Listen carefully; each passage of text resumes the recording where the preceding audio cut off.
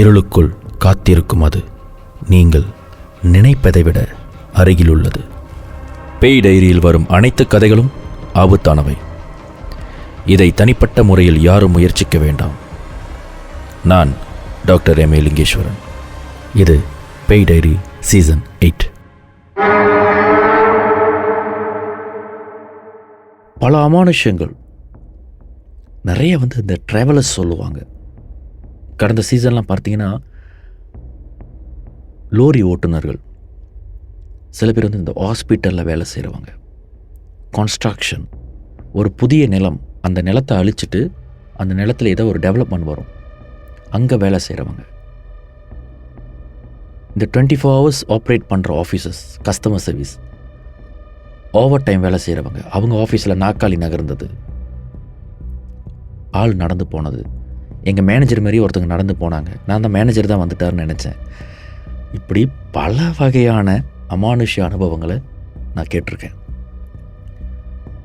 இந்த காட்டுக்கு போய் இந்த பண்டி, உடும்பு, இந்த மாதிரி எக்ஸாட்டிக் மிருகங்களை பிடிச்சி, அலுங்கு, இந்த மாதிரியான மிருகங்களை பிடிச்சிட்டு அதை ஆய்ஞ்சி அதோடைய இறைச்சிகளை வியாபாரம் பண்ணுற ஒருத்தருடைய அனுபவம் அண்மையில் கேட்குறதுக்கு ஒரு வாய்ப்பு கிடைச்சிது. நான் வழக்கமாக ஒரு நண்பரை பார்ப்பேன். அவர் என்னோட வயது கூட, இன்னும் சொல்லப்போனால் அவருக்கு பேரம்பத்திலாம் இருக்குது. ஆனால் அவர் கூட உட்காந்து கதை அடிப்பதற்கு நல்லாயிருக்கும். அவர் ஏதாவது சொல்லுவார், அதை கேலி கிண்டல் பண்ணி நகைச்சுவையாக சொல்கிறது, அவரோட சிரித்து பேசுறது ரொம்ப பிடிக்கின்றதுக்காக அவரோட நிறைய டைம் ஸ்பெண்ட் பண்ணுவேன். அவர் ஒரு நண்பரை இன்ட்ரோடியூஸ் பண்ணார். அப்போ நான் கேட்டேன், யார் சார் இவர், எப்படி பழக்கம் அப்படின்னு கேட்கும் பொழுது, இப்போ தான் அண்மையில் தான் பழக்கம், வீட்டை சுற்றி சிசிடிவி ஃபிக்ஸ் பண்ணுறேன், ஒரு மோடம் வாங்கியிருக்கேன், ஆனால் அந்த மோடமுக்கு ஏற்ற மாதிரியான சிசிடிவி கிடைக்கல, அதனால் நான் இவருக்கு இதில் பழக்கம் இருக்குது, இன்னொன்று இவர் இதெல்லாம் ஃபிக்ஸ் பண்ணுறவர் தான், உங்கள் வீட்டுக்கு வேணாலும் சொல்லுங்கள் அப்படின்னு அவர் அறிமுகப்படுத்தினார். அந்த சிசிடிவி ஃபிக்ஸ் பண்ணுறவருக்கு என்ன அடையாளம் தெரியல. அப்போ அவர் எதார்த்தமாக, அப்புறம் நீங்கள் என்ன சார் செய்கிறீங்க அப்படின்னு பேசும்பொழுது, பட்டுன்னு இவர், என்னங்க இவரை பார்த்து இப்படி கேட்டுட்டீங்க, இந்த டிவிலெலாம் பார்த்துருப்பீங்களா அப்படின்னு சொல்லிட்டு அவர் என்னுடைய மீடியா வாழ்க்கையை பற்றி தான் சொல்லிக்கிட்டு இருந்தார். என்னுடைய தனிப்பட்ட வாழ்க்கை, என்னுடைய தொழில், என்னுடைய வியாபாரம், இதை பற்றிலாம் இல்லாமல் அவர் அதை பர்டிகுலராக சொல்ல ஆரம்பிச்சிட்டாரு. அவராக இவர் வேறு மாதிரி இருக்காரு அப்படின்னு சொல்ல ஆரம்பித்து, தான் ஒரு முறை காட்டுக்கு, இவரோட ஹாபி பண்டி பிடிக்கிறது, இந்த உடும்பு, அலுங்கு, இந்த மாதிரியான மிருகங்களை போய்ட்டு வேட்டையாடுறது. இவர் பல முறை காவல்துறையில் மாட்டியிருந்திருக்கார். காரணம் இதெல்லாம் செய்யக்கூடாது. ஆனால் இவர் பல முறை மாட்டி ஃபைன் பண்ணியிருக்காங்க இவரை. அப்படி பல முறை மாட்டி இவருடைய தண்டனை அதிகமாகிடுச்சு அப்படின்ற பட்சத்தில் அந்த நேரத்தில் திருந்தி தான் இப்போ செய்கிறது இல்லையா. ஆனால் பல முறை தந்திரமாக இதை செய்யும் பொழுது நடந்த சம்பவத்தை சொல்லியிருந்தார். ஒரு முறை இவர் காட்டுக்கு போயிட்டு வழக்கம் போல் இவர் எப்பொழுது ட்ராப்லாம் செட் பண்ணி வைப்பாராம். இவர் எப்படி வேட்டையாடுவார்னா, சும்மா வாரம் போயிடணும் அப்படின்னு வேட்டையாட மாட்டாராம். போய்ட்டு ஆர்டர் எடுப்பாராம், இந்த வாரம் காட்டுக்கு போகலான் இருக்கேன்னு வாரம் அப்படின்னா சில பேர் சொல்லுவாங்களாம், பாருங்கள் காட்டு பண்டி கிடச்சிச்சின்னா சொல்லுங்கள், அப்படி இல்லைன்னா உடும்பு கிடச்சிச்சின்னா சொல்லுங்கள், இந்த மாதிரி ஆர்டர் எடுத்துகிட்டு தான் இவர் காட்டுக்கே போவார். அப்போ இவருக்கு தெரியுமா எந்த பகுதியில் காட்டுப்பண்டி கிடைக்கும், எந்த பகுதியில் உடும்பு கிடைக்கும், அலுங்கு எங்கே கிடைக்கும், இதெல்லாம் அவருக்கு தெரியும். அப்போ அந்த மாதிரி நேரத்தில் ட்ராப்லாம் செட் பண்ணுறது, இதெல்லாம் இவருடைய ஹாபி. அந்த மாதிரி இவர் வழக்கமாக போகிற இடத்துல போலீஸ்காரங்க நடமாட்டோம். காரணம், இந்த மாதிரி காட்டுக்குள்ளே போய்ட்டு இந்த மிருகங்களை வேட்டையாடுறது தவறு, இதை செய்யக்கூடாது அப்படின்றதுனால போலீஸ்காரங்க நடமாட்டம் அதிகமாக இருக்கிற பகுதிக்கு இவர் போகலை. ஆனால் இவர் ஆர்டர் எடுத்துட்டார். அப்போ வேறு எங்கேயாவது போகலான்னு சொல்லிவிட்டு இந்த மாதிரி அதிகமாக நடமாட்டம் இல்லாத பகுதியாக தேடி பார்த்துருக்காரு. சரி, எதுக்கும் நுழைஞ்சு பார்ப்போம், எவ்வளோ தூரம் போகுதுன்னு பார்ப்போம், இருந்துச்சுன்னா எதையா பிடிக்கலாமே அப்படின்னு இவர் வழக்கம் போல் இவரோட ஆயுதம் எல்லாத்தையும் கொண்டுக்கிட்டு காட்டுக்குள்ளே போயிருக்கார். காட்டுக்கு போகும்பொழுது இந்த காட்டுப்பண்டி, உடும்பு, இந்த மாதிரியான மிருகங்கள் நடந்து போன தடயம், அதுங்க அங்கே இருந்திருக்காங்க அப்படின்ற மாதிரியான விஷயங்கள்லாம் பார்க்க முடியும். இந்த மரங்களில் காட்டுப்பண்டுடைய அந்த கொம்பு இருக்குல்ல, பல்லு மாதிரி, அந்த கொம்பு கீறப்பட்ட மரத்துடைய தடயம் கூட இவருக்கு ஒரு கைட் தானா. அதை பார்த்து கூட சொல்லிடுவாரா இந்த இடத்துல காட்டுப்பண்டி இருக்குன்னு. சில வேர்களை பண்டிகள் கடித்து இழுத்துருக்குமா, அதை கீறி இருக்குமா, அந்த கீரலை வச்சு கூட சொல்லுவாரா இந்த இடத்துல காட்டுப்பண்டி இருக்குது, அது என்ன சைஸில் இருக்குன்ற வரைக்கும் சொல்ல தெரியுமா. இவர் அந்த மாதிரி காட்டுக்குள்ளே போய் அந்த காட்டு பண்டிகளுடைய தடயங்களை வச்சு காட்டுப்பண்டி, உடும்பு இதெல்லாம் எங்கே இருக்குது அப்படின்றத இவரால் கண்டுபிடிக்க முடியும்னு சொல்லி இவர் பார்த்துருக்காரு. 2-3 இடத்துல தடயங்கள் இருந்திருக்கு. அப்போ இவருக்கு ரொம்ப கியூரியாசிட்டியாக இருக்குது, ரொம்ப ஆர்வமாக இருக்கார். ஒருவேளை இங்கே நமக்கு தேடி வந்த ஏதோ ஒன்று கிடைக்க போகுதுன்னு சொல்லிட்டு இன்னும் தொடர்ந்து உள்ளே போயிட்டே இருந்திருக்காரு. இவர் போகும்பொழுது திடீர்னு ஒரு மரக்கிளை தானாக நெருப்பு எரிஞ்சு, ரொம்ப பெருசாக நெருப்பு எரியல, ஆனால் ஒரு ஒரு சின்ன நெருப்பு எரிஞ்சு அதில் கருகி இந்த கிளை கீழே விழுந்திருக்கு. அந்த நெருப்பு எங்கேருந்து வந்துருச்சுன்னு இவருக்கு தெரியல. ஒருவேளை ஒயர் ஷார்ட் பண்ணியிருக்கலாம், ஆனால் காட்டுக்குள்ளே எங்கே ஒயர் வரப்போகுது, சரி ஏதாவது கிராசிங் இருக்கலாம் அப்படின்னு சொல்லிட்டு இவர் இன்னும் தொடர்ந்து உள்ளே நடந்து போயிருந்திருக்கார். நடந்து உள்ளே போகும்பொழுது காற்று வேகமாக கொஞ்சம் அடிக்க ஆரம்பிச்சிருக்கு. இந்த காற்று அடிக்கிறத பார்த்துட்டோன்னே மழை வரப்போதா அப்படின்னு இவர் வானத்தை பார்த்துருக்காரு. அந்த நேரத்தில் வானத்தில் நட்சத்திரம் நிறையா இருந்திருக்கு. வானத்தில் நட்சத்திரம் நிறையா இருந்துச்சுன்னா மேகமூட்டம் இல்லை, மேகமூட்டம் இல்லைன்னா மழை வர்றதுக்கு வாய்ப்பு இல்லை. அப்போ இது வழக்கமாக அடிக்கிற மாதத்தில் வர காற்று அப்படின்ற மாதிரி இவர் பாட்டுக்குள்ளே நடந்து போயிருந்திருக்காரு. சில இடத்துல இந்த பண்டிகள் ஊறுமுற சத்தம், உடும்பு அதுங்க அந்த தரையை தேய்ச்சிக்கிட்டே ஓடுற சத்தம், இதெல்லாம் கூட அவருக்கு ஒரு டெக்னிக். இதெல்லாம் வச்சு கூட அவர் பண்டிகை எங்கே இருக்குது, உடும்பு எங்கே இருக்குது, அழுங்கு எங்கே இருக்குன்றதெல்லாம் பார்ப்பார். அப்போ அந்த இருட்டில் அப்படியே தேடி போயிட்டே இருக்கும்போது அவருக்கு என்ன ஒரு பயம்னா, இது முன்னப்பண்ண நான் போன இடம் கிடையாதுன்னு. சில நேரத்தில் சில பாம்புலாம் இருக்கும், நம்மளால் சொல்ல முடியாது, வெண்ணாந்தெல்லாம் இருக்குது. இந்த மாதிரி காட்டுக்கு பண்டி பிடிக்க போய் வெண்ணாந்த பாம்பு முழுங்கி சத்தவங்க கூட இருக்காங்க, கேள்விப்பட்டிருக்கீங்களான்னாரு. நான் சொன்னேன், சின்ன வயசில் கேள்விப்பட்டிருக்கேன், இப்போலாம் இல்லை, இப்போவும் இருக்குன்னு. சில பேர் போயிடுவாங்க, அவங்களுக்கு தெரியாது இந்த காட்டில் என்ன இருக்குன்னு, நீங்கள் பாம்பு இருக்கிறது சொல்ல முடியாது அப்படி சொல்லிட்டு அவர் இன்னொரு தகவலும் சொன்னார். சில பாம்புகள் தரையில் மட்டும் இருக்காதான், மரத்தில் ஏறி மரத்துக்கு மேலேயும் இருக்குமா. ஏன் அப்படி இருக்குங்கன்னா, இந்த காட்டு பண்டிகளை முழுங்கிறதும் அதுங்க செய்யுங்களாம். இந்த குட்டி குட்டி காட்டு பண்டிலாம் போணுச்சிங்கன்னா இந்த மரத்துலேருந்து தாவி அதுங்க மேலே விழுந்தோன்னே அந்த பண்டியால் மூவ் பண்ண முடியாது, அப்படியே சுற்றி அதை அப்படியே முழுங்கிடணே. ஆனால் இந்த வெண்ணாந்த பாம்புக்கும் ஒரு வித்தியாசம் இருக்குது, பெரிய பண்டி அது முழுங்காதுங்க அப்படின்னாரு. அப்போ நான் கேட்டேன் ஏன்னு. பெரிய பண்டியோட கொம்பு கூராக இருக்கும், முழுங்குனுச்சுன்னா அதோட குடல் கிழிச்சுக்குன்னு பாம்புக்கும் தெரியும். அப்போ சொன்னேன், எப்படிங்க இவ்வளோ விஷயம் தெரிஞ்சு வச்சுருக்கீங்க அப்படின்னு. அப்போ அவர் சொன்னார், நீங்கள் எப்படி காட்டிலேயே வாழும் பொழுது நான் காட்டோட ரகசியங்கள்லாம் உங்களுக்கு நிறையா தெரியும் அப்படின்னு.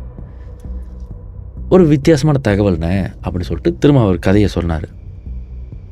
அப்போ பாம்புலாம் அப்படி இருக்கணும், அப்போ நம்ம மேலேயும் பார்க்கணும், தரையை மட்டும் பார்க்க முடியாது, மேலேயும் பார்க்கணும். அதுவும் இது புது இடமா, ஒரு சின்ன சத்தம் கேட்டால் கூட ஒரு பயம் இருக்கும், அதனால் எச்சரிக்கையாகவே தான் போகணும். இன்னொன்று, காட்டு பண்டிங்க நாம் இங்கே நடந்து போனால் கூட அதுங்களுக்கு த்ரெட்டனாக ஃபீல் பண்ணிருச்சுன்னா வேகமாக ஒட்டியாந்து அப்படியே அந்த கும்பலை அடித்து தூக்கிடுங்க. சதை கிழிஞ்சி, காலுடைய சதை கிழிஞ்சி கால் பிளந்து சத்தவங்களாம் இருக்காங்க. சில பேர் கால் பொழந்துலாம் காட்டிலேருந்து ஒடியாந்துருக்காங்க. அந்த பண்டியோடைய காட்டு பண்டியோடைய அந்த கொம்பு இருக்குல்ல, அது அவ்வளோ உறுதியாக இருக்குமா, மரத்தோட வேரை கூட பேத்து எடுத்துரும். ஆனால் அது பார்க்க சின்னதாக தான் இருக்குன்னா அது மரத்தோடைய வேரை கூட பேத்து எடுத்துரும். நம்ம எலும்புலாம் தாங்காது, எலும்பு நொறுங்கி போனவங்களாம் இருக்காங்க, அந்த கொம்பு அந்த அளவுக்கு பலமானது. இந்த மாதிரி தகவல் சொல்லிக்கிட்டே இருந்தார். இப்படி ஒவ்வொரு விஷயத்த சொல்லி நான் இதை பார்த்தேன், இது எப்படி தெரியுமானே அப்படின்னு அதுக்கு ஒரு விளக்கம் கொடுக்குறாரு. ஒரு வேறு சொல்லும் பொழுது அந்த வேருக்கு ஒரு விளக்கம் கொடுக்குறாரு. இப்படியே சொல்லி சொல்லி அதுக்கப்புறம் இந்த காட்டு பண்டிகள் இந்த பழம் இதெல்லாம் சாப்பிடுமா. அப்போ அந்த காட்டில் இருக்கிற அந்த துரியான் பழமாக இருக்கட்டும், பலாப்பழமாக இருக்கட்டும், ஏதாவது ஒரு பழம், ஏதோ ஒரு காய், அது என்ன காயின்னு கூட தெரியாதான், அதெல்லாம் விழுந்துச்சுன்னா கூட அது எல்லாத்தையும் கடித்து சாப்பிட்டுக்கிட்டு இருக்குங்களாம். அப்போ இது காயோடைய தோல் இதெல்லாம் அங்கே ஸ்கேட்டடாக இருந்துச்சுன்னா, அங்கேயும் இங்கேயும் தனித்தனியாக கடந்துச்சுன்னா தெரிஞ்சுக்க வேண்டியதானே இதுங்க வந்து காட்டு பண்டிகை சாப்பிட்டது தான் சொல்லிட்டு இவர் என்ன பண்ணியிருக்காரு, அந்த பகுதியில் போய்ட்டு உட்காந்துருந்துருக்காரு. இதை நடமாட்டம் இருக்கான்னு. சில வேளைகளில் சில காட்டு பண்டிகைகள் வந்து நடமாட்டம் இருந்துச்சுன்னா அதுங்க வேறு பாதையில் நடந்து போயிருங்களாம். அப்போ நடமாட்டம் இல்லாத இடத்துல போய் உட்காரணும்னு சொல்லிட்டு இவர் போய் அங்கே உட்காந்துருக்கார். இவர் அந்த இடத்துல உட்கார்ந்தது தான் இவருக்கு நடந்த அமானுஷ்யம். உட்கார்ந்த இடத்துல ஒரு உருவம் மரத்துலேருந்து இறங்குறத பார்த்துருக்கார். அவர் வந்து இப்போ தான் வந்து அந்த பாம்பு கதையை என்கிட்ட சொன்னார். மரத்துலேருந்து இறங்குறத பார்க்கும்பொழுது நான் தூரத்துலேருந்து பாம்பு வந்து மரத்தில் இருக்கும். சில நேரத்தில் பண்டிகை போகுதுன்னா இதுங்க மரத்துலேருந்து எகிரி தாக்குங்க, பெரிய பெரிய பாம்புங்க வெண்ணாந்தீங்க, அந்த மாதிரி ஏதோ ஒன்று நகருது அப்படின்னு நான் நினச்சேன். ஆனால் அந்த உருவம் வந்து மரத்துலேருந்து இறங்கும் பொழுது தான் நான் கவனிக்கிறேன், அது ஒரு குரங்கு மாதிரி அது இறங்கி வருது. ஒரு குரங்கு எப்படி இறங்கி வருமோ அந்த மாதிரி இறங்கி வந்தது. அப்போ மனுஷனாக இருக்குமோ அப்படின்னு நான் நல்லா உத்து பார்த்தேன். அது மனுஷனும் கிடையாது. உடல் வாகு வந்து மனுஷன் மாதிரி இல்லை. ஷோல்டர்லாம் நல்லா ப்ராடராக இருக்குது, ஆனால் இடுப்புக்கு கீழே ரொம்ப குச்சி மாதிரி இருக்குது. அப்போ எனக்கு தெரிஞ்சு போச்சு அது பார்க்க மனுஷன் மாதிரி இல்லை. அப்போ நான் வெடப்பா கேட்டேன், நீங்கள் சொல்கிறத பார்த்தா ஸ்பாஞ்ச் பாப் மாதிரி இருக்குது அப்படின்னு. அவருக்கு ஸ்பாஞ்ச் பாப்னா என்னன்னு தெரில. ஆனால் அவர் சொன்னது கற்பனையில் எனக்கு பார்க்க ஸ்பாஞ்ச் பாப்பை பார்க்குற மாதிரி தான் இருந்தது. அவர் சொன்னார் ஷோல்டர்லாம் நல்லா பெருசாக, ஆனால் இடுப்புக்கு கீழே வந்து அப்படி கூராக இருந்தார். அப்போ அந்த மரத்துலேருந்து இறங்கி வரதை பார்க்கும்போது எனக்கு இது மனுஷனும் இல்லை அப்படின்றது உறுதிப்படுத்திட்டேன். எனக்கு நல்லா தெரியும்னு அது சேட்டை தான் அப்படின்னாரு. அடித்து சொல்லணும் அது சேட்டை. இப்போ நான் கேட்டேன், பேயின்றீங்க அமானுஷன்றீங்க, உங்களுக்கு பயமா இல்லையான்னு கேட்கும்பொழுது, அதெல்லாம் பழகிருச்சுன்னு எத்தனை பார்த்துருப்பேன், எத்தனை காட்டுக்கு ஏறி இறங்கியிருப்பேன், அதெல்லாம் பழகிருச்சுன்னு. ஆனால் இதில் என்னன்னா இந்த இறங்கி வந்ததில் அந்த உருவம் இறங்கி வந்துட்டு அந்த மரத்துக்கிட்டே தான் நின்றுக்கிட்டு இருந்ததான். அப்போ இவருக்கு என்ன பயம் வந்துருச்சுன்னா, இவரை பார்த்துட்ட பிறகு தான் அந்த உருவம் இறங்கி வருது அப்படி சொல்லிட்டு இவருக்கு ஒரு பயம். ஆனால் இவர் ரெடி ஆகிட்டாராம். ஏன்னா இவர் இந்த காட்டு பண்டிகைலாம் வேட்டையாடுறதுனால இவர் வந்து அந்த காட்டுப்பண்டியுடைய நகம், காட்டுப்பண்டியுடைய அந்த கொம்பெலாம் வந்து செஞ்சு வச்சுருப்பார். காட்டுப்பண்டியோடைய கொம்பு இருந்துச்சுன்னா தீய சக்தி நம்மளை அண்டாது. அதே மாதிரி முள்ளம்பண்டியுடைய கொம்பு இருந்தாலும் தீய சக்தி நம்மளை அண்டாது அப்படின்ற ஒரு தகவலும் சொன்னார். இது எந்த அளவுக்கு உண்மைன்றது எனக்கு தெரியல. அப்போ நான் அதெல்லாம் இருக்கிறதுனால நான் கொஞ்சம் தைரியமாக இருந்தேன், கிட்ட வரத்துக்கு அது யோசிக்கும் அப்படின்ற ஒரு தைரியம் இருந்தேன். ஆனால் அது என்ன பார்த்துக்கிட்டு நிற்கலன்னு, அது வேறு ஏதோ விஷயத்தை பார்த்துக்கிட்டு நின்றது. நான் அங்கேருந்து தூரத்துலேருந்து பார்க்குறேன். ஒரு நிலா வெளிச்சம் வானத்துலேருந்து வர ஒரு வெளிச்சத்தில் தான் நான் இங்கே ஒரு விஷயம் நடக்கிறத கவனிச்சுக்கிட்டு இருந்தேன். இந்த உருவம் வந்து ஒரு மனுஷனோட உயரத்தில் இல்லைன்னா இது ரொம்ப உயரமாக இருந்தது, ரொம்ப உயரமாக இருந்தது. அவர் விளையாட்டாக தான் பேசுகிறார், அவருடைய பேச்சே வந்து நகைச்சுவையாக தான் இருந்தது. தூரத்துலேருந்து பார்க்க அமிதாப் பச்சன் மாதிரி தான் இருந்தார் அப்படின்ற மாதிரி சொன்னார். ஆனால் அது அமிதாப் பச்சன் இல்லைன்னா, ஏன்னா உடம்பு வந்து அப்படி இல்லை, கை காலெலாம் கொஞ்சம் குச்சியாக தான் இருந்துச்சு, உடம்பு மட்டும் ஷோல்டர்லாம் பெருசாக இருந்தது. ஆனால் அது ஒரு ஆணுடைய பாவனை, அது ஒரு ஆண் அப்படின்ற மாதிரியான ஒரு பாவனை இருந்தது. இப்போ இது எந்த திசையில் என்னை பார்க்குது அப்படின்னு நான் உட்காந்து கவனிக்கிறப்ப அது என்ன பார்க்கல, அது ஏதோ ஒரு விஷயத்தை நோக்கி பார்க்குதுன்னு மட்டும் எனக்கு தெரிஞ்சிச்சு. அது வேறு எங்கேயும் பார்க்குதா, நான் என்னத்தை பார்க்குதுன்னு எனக்கு தெரியல, ஏன்னா இருட்டாக இருந்தது. அந்த நேரத்தில் ஒரு குட்டி பண்டி அந்த பக்கத்து ஒடியாந்துருக்கு, ஒரு காட்டு பண்டி குட்டி, அது வேகமாக ஒடியாந்துருக்கு. அந்த குட்டி பண்டி அப்படியே கழுத்தில் பிடிச்சி மரத்தில் ஏறி போனதை நான் பார்த்தேனே. அந்த மரத்தில் ஏறி போனதை நான் பார்த்தேன். எனக்கு உடம்புலாம் செலுத்துருச்சு. என் வாழ்க்கையில் நான் அமானுஷங்களை பார்த்துருக்கேன். காட்டுக்குள்ளே பெண் நடமாட்டம், ஒரு பொண்ணு நடந்து போகிற மாதிரி நான் பார்த்துருக்கேன். தலை இல்லாமல் நடந்து போனதெல்லாம் பார்த்துருக்கேன். ஆனால் வாழ்க்கையில் முதல் தடவை ஒரு அமானுஷ்யம், ஒரு பண்டியை வேட்டையாடுறதை நான் பார்த்துருக்கேன். அந்த பண்டி அப்படி பேக் தூக்குற மாதிரி, ஒரு லக்கேஜை தூக்குற மாதிரி பட்டுன்னு தூக்கிட்டு அந்த பண்டி கத்துது பயத்தில். அது அப்படியே ஒரு கையில் அந்த மரத்தில் ஏறி போகுதுன்னு நான் அதை பார்த்தேன். எனக்கு உடனே உடம்புலாம் செலுத்துருச்சு. எனக்கு என்ன பயம் வந்துருச்சுன்னா, பண்டி அதுக்கு சாப்பாடுன்னா, ஒருவேளை நான் மனுஷனாக இருக்கிற நானும் அதுக்கு சாப்பாடாக இருந்து என்னையும் அது மாதிரி அது கொண்டு போயிடுச்சுன்னா அப்படின்னு ஒரு பயம் வந்துச்சு.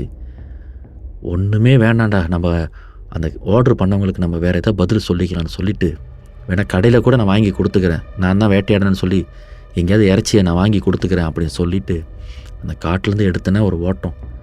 அதோடு நான் வீட்டுக்கு வந்துட்டு ஒரு 2 நாள் உடம்பு முடியாமல் இருந்தேன்.